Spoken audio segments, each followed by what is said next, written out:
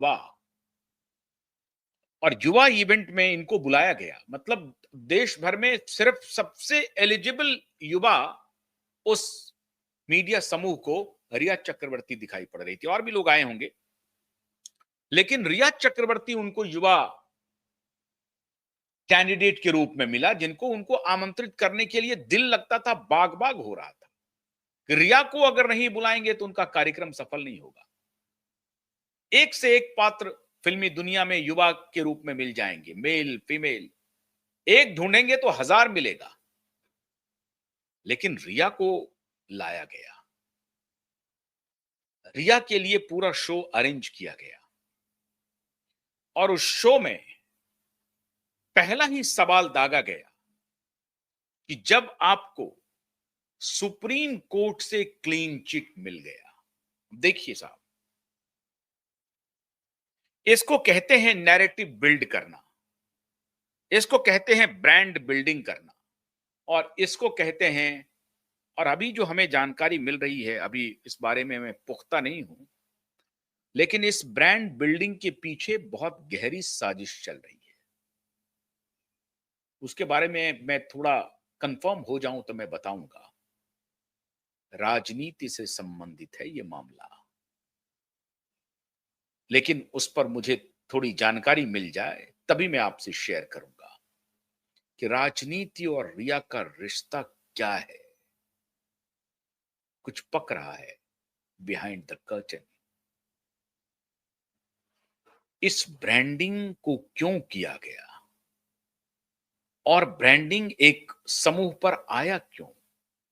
तात्कालिक कारण जो मुझे प्रतीत हुआ, उसके तार हैं।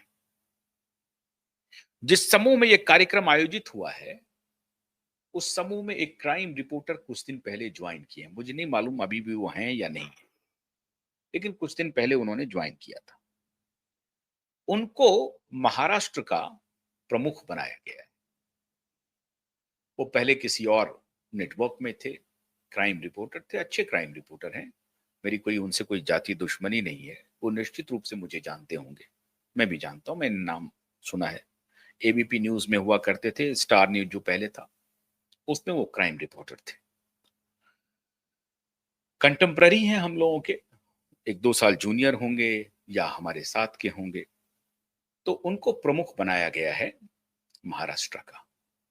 उनके ऊपर जिम्मेदारी है बिजनेस लाने की भी, ऐसा कहा जा रहा है। मैं कंफर्म नहीं हूं, लेकिन ऐसा कहा जा रहा है। जब मैंने अपने सूत्रों से बात की तो उन्होंने मुझे बताया कि साहब ये एक व्यक्ति हैं जो फला फला व्यक्ति है, मैं नाम नहीं लूंगा। वो एक क्राइम रिपोर्टर है, मैं इशारा कर दिया, आप समझ जाइए। वो रिपोर्टर हैं और उनको महाराष्ट्र का अभी हेड बनाया गया है। संपादकीय हेड भी हैं, लेकिन वो उनके ऊपर जो विशेष उनको दिया गया है जिम्मेदारी, वो दी गई है जिम्मेदारी बिजनेस की। और आजकल एनडीटीवी में बड़ा रिसफल हुआ है, बड़े पद पर कुछ अलग अलग लोग आए हैं। मैं किसी की यहाँ पर चर्चा नहीं करूंगा, किसी के नाम का उल्लेख नहीं करूंगा। वो आए हैं तो उनको ये कहा गया कि साहब मुंबई से कुछ पैसे निकलवाइए। अब वो जो क्राइम रिपोर्टर है, उनका रिश्ता कहा जा रहा है ये ठाकरे परिवार से बड़ा अच्छा है। समझ रहे हैं बात को? उनका रिश्ता बड़ा अच्छा है। अब वहां से प्राथमिक रूप से तो ये आ रही है कि वहीं से ये पूरा ताना बाना बुना गया कि रिया चक्रवर्ती के जो ये क्लीन चिट वाला प्रकरण है, इसको थोड़ा हाईलाइट करो और उसको सामने लाओ।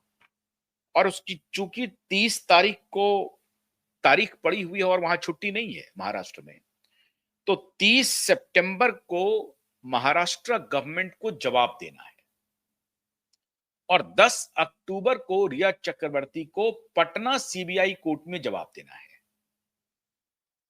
10 अक्टूबर की तारीख लगी हुई है। 30 सितंबर को मुंबई हाईकोर्ट में सरकार को जवाब देना है, उस दिन हियरिंग है। उसके पहले सीबीआई का जो क्लीनचिट वाला मार्च में खेल चला, उसको दबा के रखा। अभी जब हम लोगों को पता चला कि ये मामला क्या है, तो पता चला कि दब चुपके से जो रिपोर्ट वहां पर फाइल की गई और अपने लोगों को ब्रीफ किया गया, लेकिन उसकी कॉपी किसी को नहीं दी गई, इन लोगों को दे दिया गया जिनको देना था। तो इन्होंने अब इनको लगा कि इस प्रकरण को थोड़ा हाईलाइट करो कि मामला एकदम से बिल्कुल स्टेबलाइज हो जाए। बहुत ही कंसर्टेड एफर्ट चल रहा है।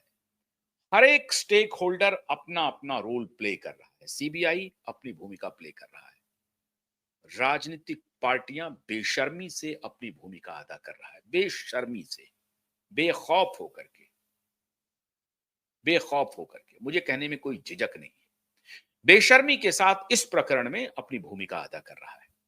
पुलिस महाराष्ट्र में अपनी भूमिका अदा कर रहा है। कॉरपोरेट घराने अपनी भूमिका अदा कर रहा है। और ठाकरे बॉलीवुड वो अपनी भूमिका अदा कर रहा है। इन सबके बीच में एक बेहतर कोऑर्डिनेशन हुआ है कि इस पूरे प्रकरण को दबाना है हमें। दिशा और सुशांत की मृत्यु के मामले को पूरी तरह से वाइप आउट करना है। अगर ये वाइप आउट नहीं हुआ तो ड्रग का राज खुलेगा, और फिर ड्रग का राज खुलेगा तो फिर नकली नोटों का राज खुलेगा, फिर तस्करी का राज खुलेगा, पूरे सारे कुकर्म बेपर्दा हो जाएंगे। तो इस दोनों की मौत को पूरी तरह से न्यूट्रलाइज करना है। जनता में यह संदेश बिल्कुल भी नहीं होना चाहिए कि इनकी हत्या हुई थी।